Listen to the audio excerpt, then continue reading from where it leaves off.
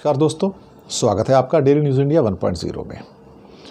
दोस्तों, आजकल ठग की बात करो या फ्रॉड की बात करो, आपको गुजरात कनेक्शन ज़रूर मिल जाएगा।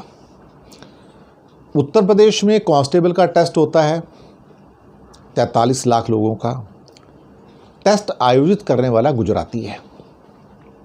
पेपर लीक होता है, फ्रॉड, 400 करोड़ लेके देश छोड़ के भाग गया, चला गया जी, रैन अवे। नीरव मोदी पहले ही भाग के जा चुका है, गुजराती।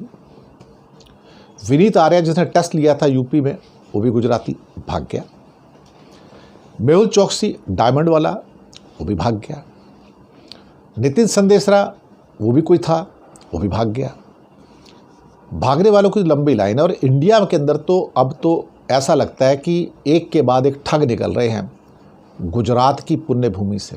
पहले मैं सोचता था कि भाई यहाँ से तो महात्मा गांधी और सरदार पटेल जैसी महान विभूतियाँ निकलती हैं, भगवान कृष्ण का भी प्रदेश है, लेकिन अब हर कनेक्शन ठग से जाके जुड़ जाता है। फ्रॉड ठग, फ्रॉड ठग, फ्रॉड ठग।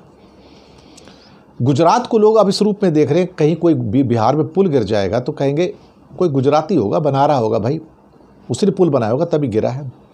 कोई सड़क धंस जाएगी रामपथ वाली, यानी कि सो कॉल्ड अयोध्या में, तो रामपथ किसने बनाया? गुजराती ने बनाया, सबको पता है, वो भी धंस गई। तो ठग कौन है? गुजराती है। राम मंदिर का आर्किटेक्ट कौन है? गुजराती है। ऊपर से पानी टप टप करके आता है, अभी पूरा बना भी नहीं है, ये थोड़े से बता रहा हूँ। लेकिन अब नया रिकॉर्ड पैदा हो गया, अमेरिका के अंदर भी गुजराती ठग आ गए।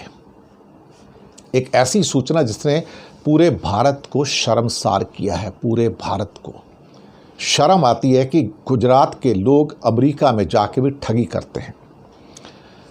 थॉमस डर्किन नाम के जज ने एक ऐसी सज़ा सुनाई और एक ऐसा शब्द कहा, वो कहा कि अमेरिका की कॉर्पोरेट हिस्ट्री में ये सबसे बड़ी धोखाधड़ी है। जो आज तक इतिहास में सबसे बड़ी धोखाधड़ी हुई है उनमें से ये एक है, और इस धोखाधड़ी को करने वाला भी गुजराती है। नाम है ऋषि शाह। ऋषि शाह गुजराती ठग अमेरिका के अंदर 8,300 करोड़ लूट लिए लोगों से। 8,300 करोड़।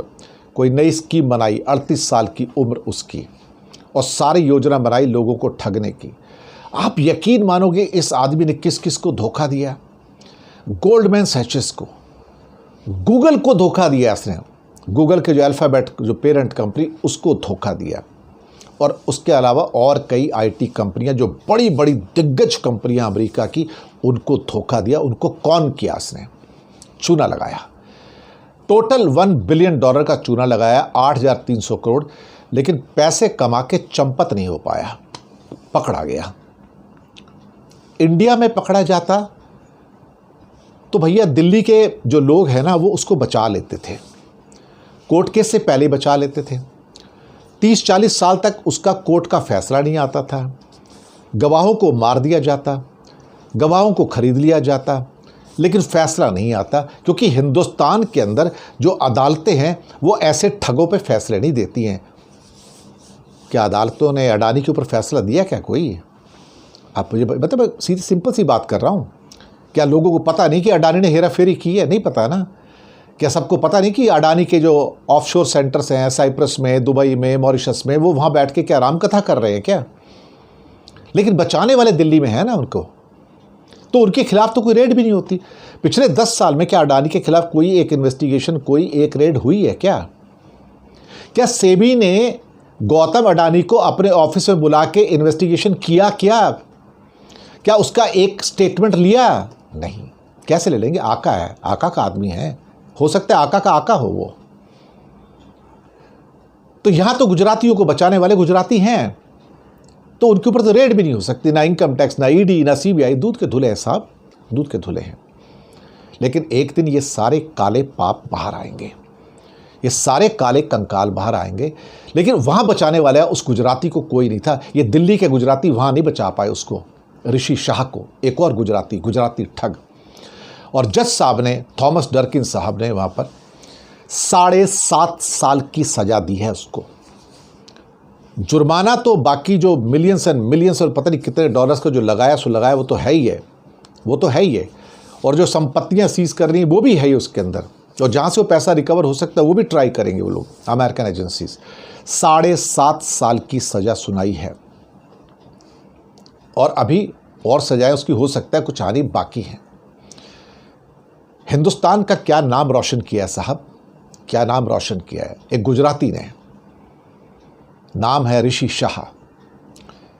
हिंदुस्तानी मूल के अमरीकी नागरिक, अमेरिकन सिटीजन है वो, तो हिंदुस्तान का नाम तो बदनाम होगा ना। हिंदुस्तान में तो गुजरातियों ने नाम बदनाम किया ही हुआ है। हिंदुस्तान को लोकतंत्र की जगह ठोकतंत्र बना दिया तो गुजरातियों ने बनाया ना।